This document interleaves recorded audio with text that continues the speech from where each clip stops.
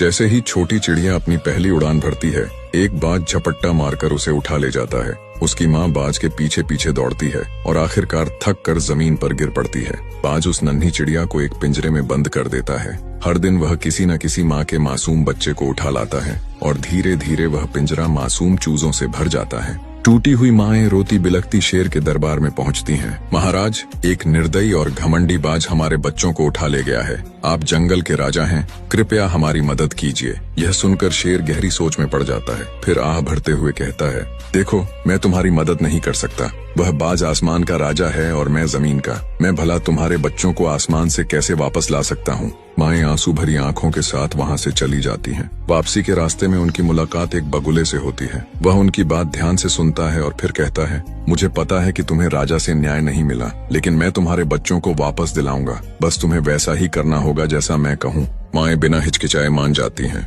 बगुला आगे कहता है, जंगल के सबसे दूर कोने में जाओ, वहाँ एक गुफा है, उसके बाहर ही वह बाज रहता है। किसी तरह उसे वहाँ तक ले आओ, बाकी मैं संभाल लूंगा। उसकी योजना के अनुसार माएं जंगल के उस हिस्से में पहुँचती हैं और बाज को उकसाती हैं। हम तुम्हारा अंत करने आए हैं, वे चिल्लाती हैं। बाज गुस्से में गरजता है, आज तुम में से कोई भी मुझसे बचकर नहीं जाएगा। वह उनके पीछे दौड़ता है, सीधे जाल की ओर। उधर बगुले ने पहले ही सब तैयारी कर रखी होती है। जैसे ही बाज वहाँ पहुँचता है, बगुला रस्सी काट देता है और बड़ा पत्थर बाज पर गिरता है।